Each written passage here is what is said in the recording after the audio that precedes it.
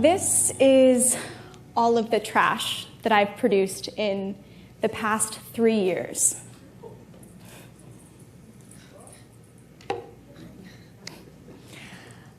When I say that, people think that I'm crazy or that I'm lying, or they'll ask me questions like, hey, so how do you wipe your butt? I live a zero-waste lifestyle, and I have for the past 3 years. Now, zero waste, that's a pretty big idea, right? So let me define it for you. To me, living zero waste means that I don't make any trash.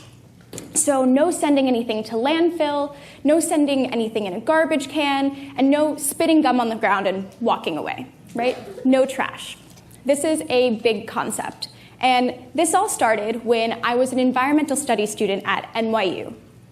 My senior year, I was taking a course called the Environmental Studies Capstone course, which is essentially the culminating course that all environmental studies students need to take in order to go out into the world and make it a more sustainable place. Well, there was a girl in this class, and every class she would have this big plastic bag with a plastic clamshell full of food, a plastic fork and knife, a plastic water bottle, and a plastic bag of chips. And she would eat all of this, and then class after class would just throw it in the trash. Now, this was really frustrating, because here we were, these environmental studies students, trying to make the world a better place, and there she was, throwing all of this stuff into the garbage. One day after class, feeling still particularly upset about watching her throw everything away, I went home to make dinner. And I opened my fridge and noticed something that I had never seen before. Every single thing in my fridge was in one way or another packaged in plastic. And I couldn't believe it. You know, I was getting so mad at this girl for making so much plastic trash, and it turns out that I was just as bad. I was that girl. And so I made a decision in that moment. I was going to stop using plastic. Well, quitting plastic. Not so easy of a thing, right? When you think about your everyday life, you wake up in the morning, you go into the bathroom, and you brush your teeth. What is your toothbrush made out of? Plastic. What is your toothpaste probably packaged in? Plastic. Your face wash, your moisturizer, your contact solution. So many things that are in our everyday lives come packaged in plastic. And so I realized that if I was going to move away from plastic, the only way that I was going to be able to do that was to learn how to make my products myself. Well, I don't know about you, but I certainly didn't know how to make deodorant and didn't have the recipe just kind of hanging out in my back pocket. And so I realized that I had to do some research. And while I was doing research online, I came across a blog called The Zero Waste Home, started by a woman named Bea Johnson, who's a wife and mother of 2 kids out in Mill Valley, California. And the 4 of them live a completely zero-waste life. When I learned about Bea and her family, my mind was completely blown. I thought that I was doing the best thing that I could for the planet by not using any plastic. But the idea that I didn't have to produce any trash was so empowering and so inspiring. And it made perfect sense, right? Because I was this environmental studies student, I cared about the environment, studied sustainability, talked about sustainability, protested for sustainability. But I realized that I wasn't actually implementing any of those values into my day-to-day life. And so I made the decision to go zero waste. So let me break it down for you and tell you about some of the things that I did in order to make this transition a little easier. The first thing that I did was I stopped buying packaged food. So instead of going into the store and buying things packaged in paper and glass and plastic, I started bringing my own jars and bags to the store to fill with bulk or package-free items. I also started buying my fruit and vegetables from the farmer's market, so package-free. The second thing that I started doing was I started making all of my own products. Before I started living this lifestyle, my boyfriend at the time used to brush his teeth using baking soda. And I thought he was probably the grossest person in the entire world, right? There's no way that you could possibly get your teeth clean using something like baking soda. It's gross. Well, fast forward, And it turns out that the first product that I made was toothpaste made with baking soda.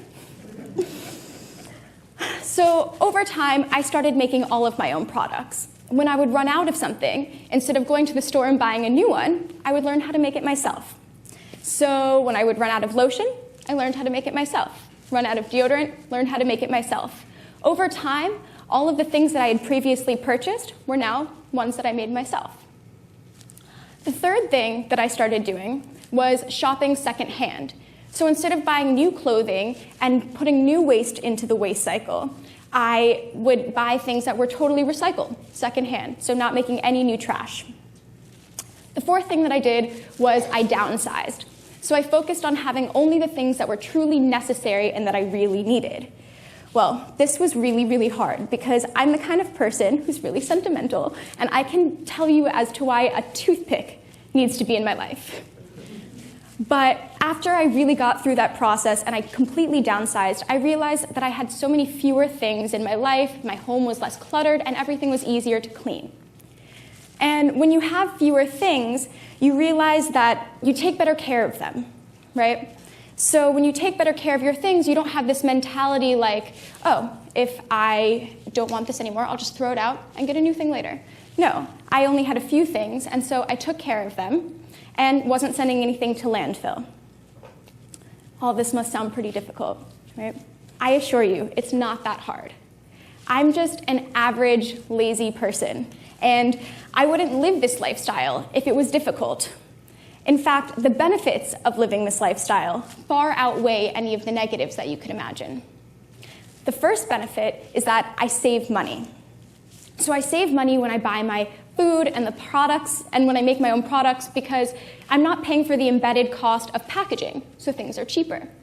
I'm also saving money by shopping completely secondhand, because secondhand clothing is usually less expensive than new clothing. I'm also saving money because I've downsized, and so I don't go shopping all the time now and just buy things on impulse. I only have what I really need. The second benefit is that I eat better. When I go shopping now, I don't have the option to buy processed food products package-free. And so now my diet consists of things like fresh fruit and vegetables, or bulk grains and nuts that I buy with my jars and my bags. And so when you eat better, you feel better. I've noticed that over these past few years, my weight has stabilized, I have more energy, I need less sleep. And when you're eating better, and you feel better, and you save money, you're happier.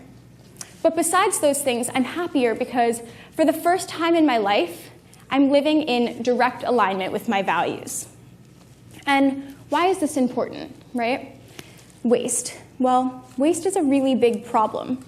In fact, the average American person produces approximately 4.4 pounds of trash per person per day.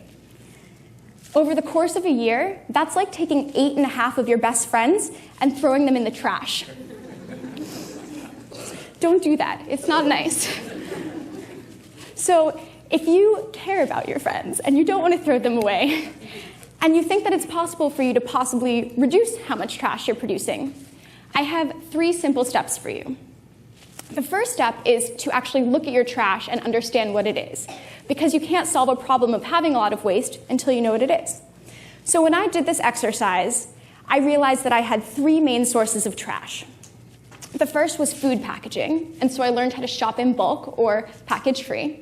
The second was product packaging, and so I learned how to make all of my own products. And the third was organic food waste, and so I learned how to compost. And just by identifying those 3 sources of waste and eliminating them, I had reduced my trash by about 90%.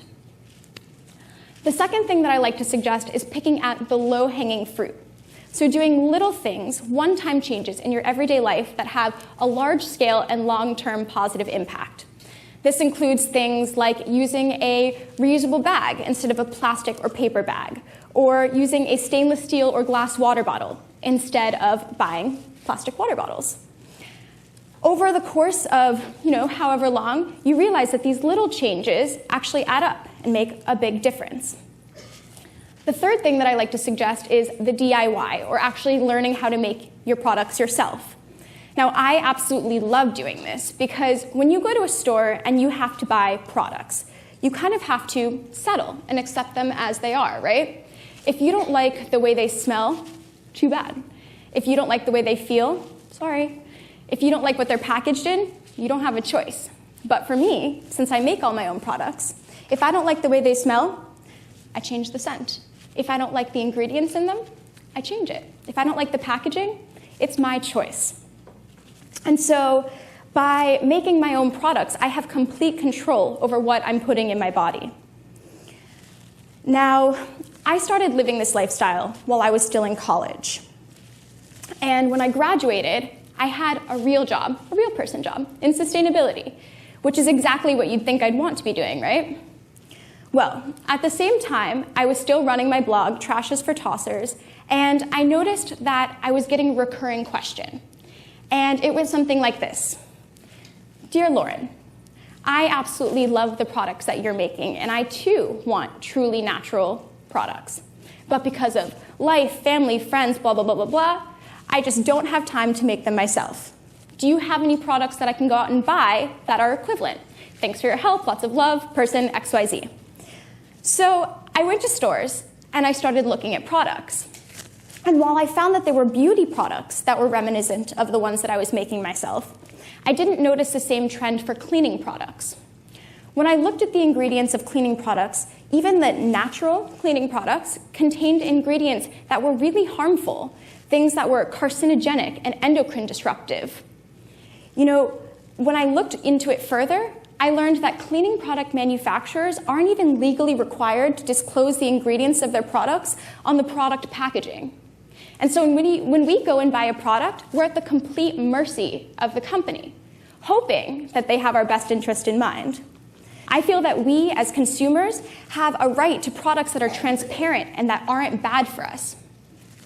And so I started thinking about my own products, the ones that I've been making for years, that are safe and effective and have ingredients that I use to do things like brush my teeth or make salad dressing. And I realized that I had an opportunity. And so I quit my job and started a company because I feel like we, as human beings, have a right to products that are safe for our homes and our bodies and the environment. I get comments all the time that I'm doing this for attention. But I live this lifestyle for myself. I would never tell anyone how to live or how much trash that they should produce.